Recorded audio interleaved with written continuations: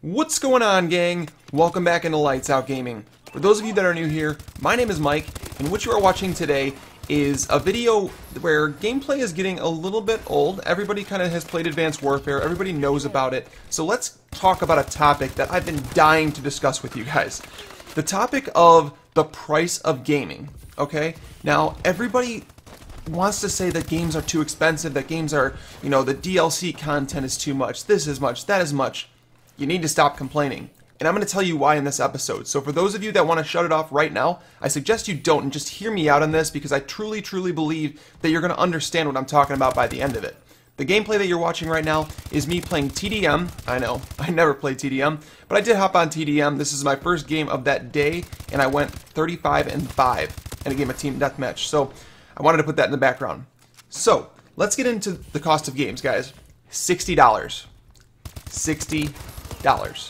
I'm going to throw up some figures here. I want you to follow me on this one. What is $60? We're going to look at what minimum wage is in the US. Now, I understand overseas it could be different, but I'm going to base it on the US because that's where I'm at right now. Minimum wage in the US, for those that could have a job, is $8.50 an hour. It could be as high as $9.50 in some states, but we're going to base it on the median, which is $8.50. If we take $60 and divide it by $8.50, that works out to right around 7 hours. So 7 hours of work, and you have this game forever. Not just this game, whatever game you want. Now, for those of you that are adults, let's say straight out of high school, straight out of college, let's say that you're making $12 an hour. Now, I believe that's a very, very realistic number. I think it's pretty easy to get a job out of high school or college paying you around $25,000 a year, which is what $12 an hour works out to if you're working full time. Now, that works out to be just 5 hours of work, guys. Of 6.1 million users, and when I say users, I mean gamer tags. That's just on Xbox One alone. So I went off the Xbox One stats.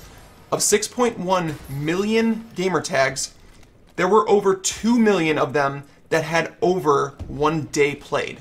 And when I say 1 day played, I mean 24 hours. So when we talk about 7 hours for kids under under 18, and we talk about 5 hours for those that are over 18, the numbers are speaking for themselves so far. But we're not stopping there. We're going to talk about the cost of entertainment right now. Okay, so let's talk about the things that people would do outside of video games for entertainment. Let's talk about going to a baseball game. So if you want to go see your favorite Major League Baseball team or even minor league team, you could do that too. But we're going to look at rough costs and estimates, right? It's usually about $30 a ticket, we'll say, and you're not going by yourself, so there's going to be 2 people.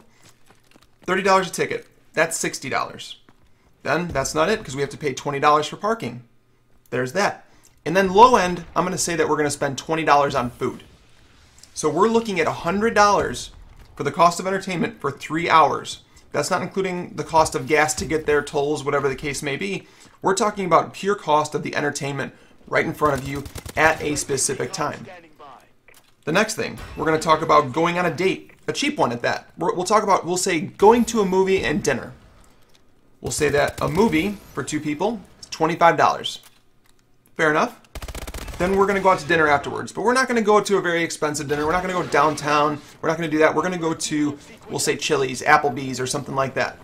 That's $30 for 2 people. That's low end with no drinking or anything like that. So we're talking $50. And that's right there. That's about 3 hours, 3.5 hours, which is better. We'll talk about going to the bar for those of you that are over 18 or 21. Going to the bar, let's say you go from 10 o'clock p.m. till 2 o'clock a.m. Let's say you pay $5 a drink, and then you're going to tip on top of that as well. So we're going to say you have 8 drinks in that 4 hours. You're going to be right around $50. All right? So that $50 is in 4 hours. I hope you guys are seeing where I'm going with this because what I'm saying is the cost of entertainment is a heck of a lot more than video games is. Because video games, me, myself personally, I know I play more than the average person, but I have, oh God, I think it's 13 days played on the Xbox One. So that's a heck of a lot of hours, guys. You know how much money that would cost me if I was playing it on a per hour basis? But here's the thing. you get to play it on your time. So the accessibility of these other things, movies, dinner, you have to plan around these times. Whereas video games, you pay a one-time fee and you get to play it whenever the heck you want. I mean, there may be servers that go down here and there, but you get to play it whenever you want and you have the game forever. And honestly, guys, the only thing that can keep up with the cost of video game entertainment is actually getting the kids to go out there and play real sports. I'm a huge supporter of playing real sports. It keeps kids active, in shape, things like that. I played sports as a kid. I did play video games some, but I played a lot of sports growing up.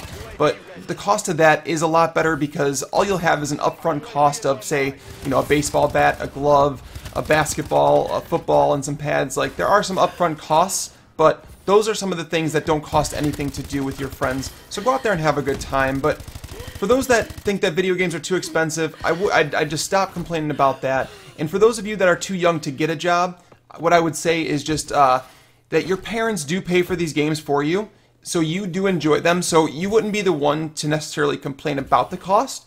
But if your parents, if they're telling you they cost too much, what you could do, ask them, what can I do around the house, mom and dad? What can I do to earn, 10, 15 bucks? And if you do something like $15, you're already a quarter of the way to getting the game. So the message that I was trying to get across in this video, guys, is that video games are not expensive. $60 is not expensive for the entertainment that we get out of them. That I do believe that they're going to be going up. I would say closer to $100, even though a lot of people have been saying that $80 is kind of the next stepping stone. So that leads to my question. What is the cost that I would pay? What would be worth it to me? Well, that's up to each of us individually. But I know as of right now, I should be paying a lot more for video games than I am, and I'm very thankful that they've stayed at $60 for a long time. I'd like to thank you guys for watching. As always, definitely appreciate it. Leave me in the comment section below if you guys agreed with some of the points I made, if there's something that contradicts what I said, if you feel like there's a point that I may have missed. Definitely let me know in the comment section below. Like the video if you haven't already, definitely helps me out, and subscribe to the channel for more content just like this. But until next time, guys, lights out.